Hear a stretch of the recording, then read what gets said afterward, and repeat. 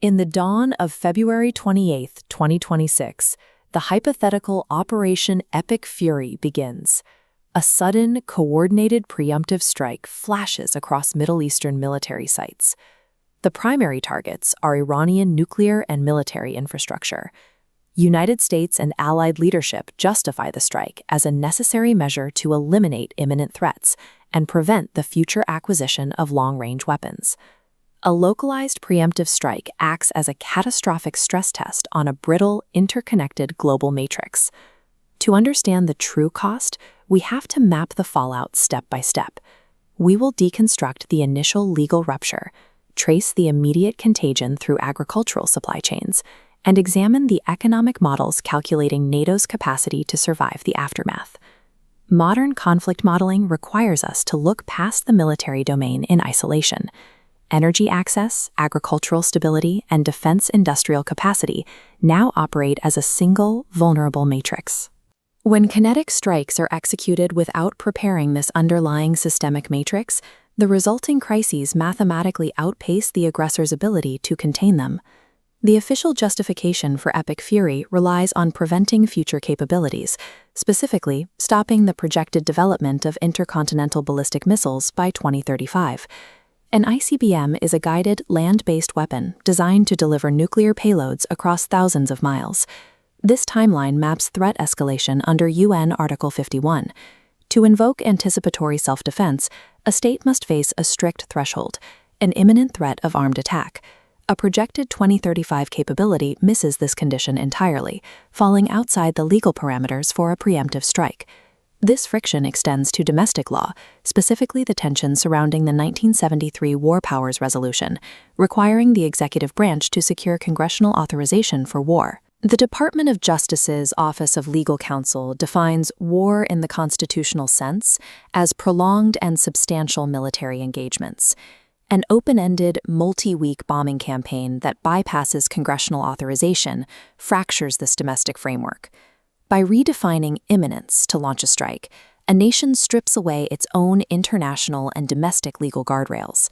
They isolate themselves geopolitically at the exact moment their supply chains require maximum global stability. Kinetic action in the Strait of Hormuz is instinctively reported as an energy shock, but the most critical contagion extending from this choke point is agricultural. Natural gas creates urea, a primary fertilizer ingredient. Sulfur is a refining byproduct. Both export heavily through Hormuz. This map traces the export flows from the Strait of Hormuz directly to the global south. Nations like Sudan rely on this specific choke point for over 50% of their fertilizer, while Sri Lanka and Tanzania depend on it for 33% and 31% respectively.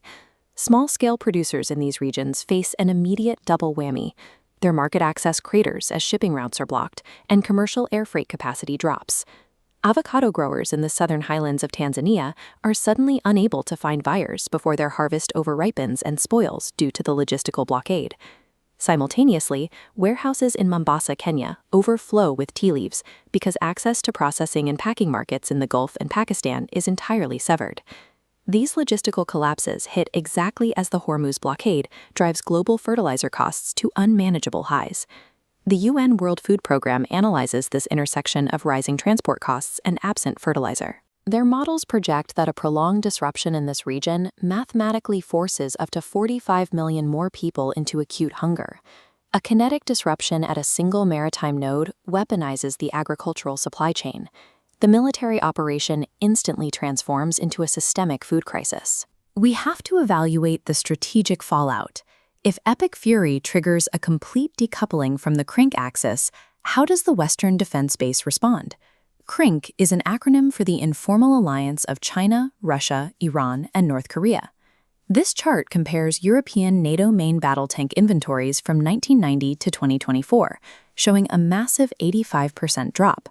Defending just the Baltic states against a rapid breakthrough requires 1,400 tanks, an operation that would absorb almost all of Europe's remaining land forces.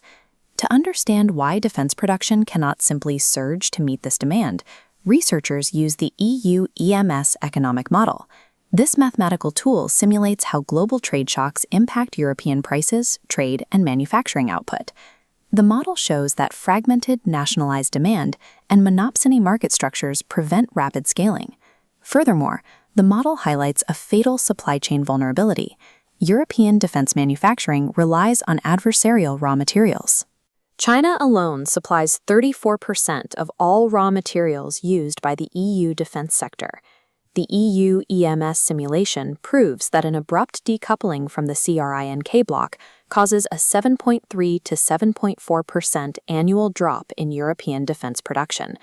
Applying the inventory replacement equation under these decoupled conditions reveals that even at maximum round-the-clock production rates, replacing current weapon inventories would take decades. Military posturing is a mathematical illusion when your defense industrial supply chain relies on the exact adversaries you are attempting to deter. Generating political will and manufacturing equipment solve nothing if the assets cannot physically reach the front lines at the speed of relevance. This introduces the final friction point: military mobility constraints across the European continent. Physical infrastructure presents a hard limit. Modern main battle tanks have evolved to weigh up to 80 tons, entirely exceeding the weight capacities of bridges and rail flat cars constructed during the Cold War. Technical and regulatory bottlenecks compound the physical limits. Rail gauges differ between bordering European nations, requiring heavy equipment to be unloaded and transferred. Administratively, some borders require up to 45 days of advance notification to move military material. During the Cold War, planners relied on a threshold attrition rate. This is the percentage of forces and equipment a military can lose in daily combat before it must withdraw. In high-intensity conflict, this was calculated at up to 3.5% per day. A daily attrition rate of 3.5% rapidly burns through hardware. When you compare that combat burn rate against bureaucratic transit delays and decadal manufacturing times, the math fails. Massive theoretical military potential is entirely negated if structural infrastructure limits and bureaucratic friction prevent forces from reaching the battlefield. Unilateral preemptive action does not exist in a vacuum. Striking beyond the rigid threshold of legal imminence instantly weaponizes global supply chains. Bypassing legal frameworks jams the Hormuz choke point, which drives agricultural collapse, which compounds the industrial shortfalls mathematically proven by the defense production equation. The political will to act aggressively is actively undermined by the mathematical reality of the actor's own industrial base. Actual geopolitical readiness requires prioritizing structural de-risking, unified defense procurement across borders, and modernized physical mobility for heavy assets. You cannot execute a Phase Zero conflict if your agricultural stability depends on the battleground and your defense supply chain relies on the adversary. True security is an equation of systemic resilience, not reactive escalation.